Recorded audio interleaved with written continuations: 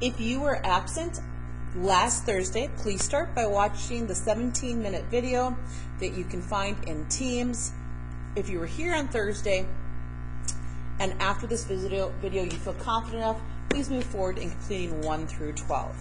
So I'm going to start by remembering that when I see sine, cosine, and tangent, I can recall how to create the ratio or the fraction based on the sides of a right triangle. And I can do that, I'm going to say this is 3 and this is 5, using Oscar had a heap of apples.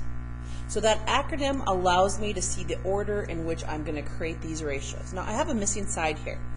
The two legs that create the right triangle would be 3 and this missing side, which I'll call x. So 3 squared plus 4 squared equals the hypotenuse, 5 squared.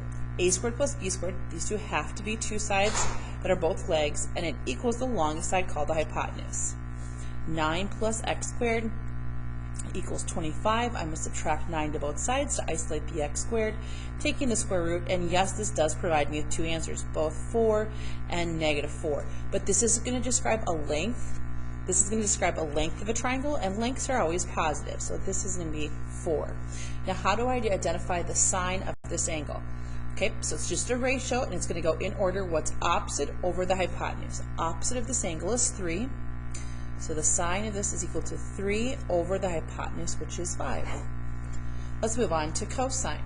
Cosine is going to be adjacent over hypotenuse. So this angle is created by two sides, a 5 length and a 4 length, and the adjacent side can never be the longest or the hypotenuse, so it's going to be length 4. The cosine of this angle is going to be adjacent of this angle, which is 4, over hypotenuse, the longest side, 5. And lastly, cosine, or tangent. The tangent is going to be opposite over adjacent. So opposite is 3 and adjacent is 4. Okay, we're now going to apply all-star trig class. And this will describe when we look at each of the primary trig functions, when are they positive. So quadrant 1, all things are positive. In quadrant 2, only the sines. In quadrant 3, only the tangents. And in quadrant 4, only the cosines.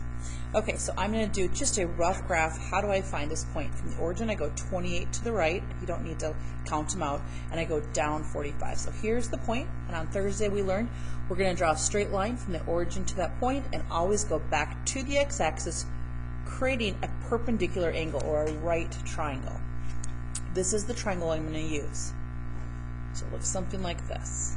Now the angle that's created in the triangle that's closest to the origin is going to be the angle that I'm going to evaluate for sine, for cosine, and for tangent. Okay, so I had to go to the right a distance of 28, and then I had to go down a distance of 45. Why do I not put negative 45? Because it's on this triangle is just showing me a length. The negative sign says I want to go down instead of going up, so it's just a length of 45. Now I need to figure out what is the hypotenuse. So I'm going to go a squared plus b squared, the two legs, find the sum of those, and I'm going to set it equal to this longest side, which is c squared. On my calculator, I'm going to add up 28 squared plus 45 squared. I'll write that down. 2809 equals c squared. Then I'll take the square root of that, and I get 53. So the hypotenuse is 53. All right, so for the sine remember is going to be, so sine, cosine, tangent, it's going to be Oscar had a heap of apples. So sine is a ratio that's created by doing opposite of this angle, so 45 over the hypotenuse, 53. Cosine is created by the ratio of adjacent, so adjacent is going to be 28. Why not 53? It can't be the hypotenuse. So 28 over the hypotenuse.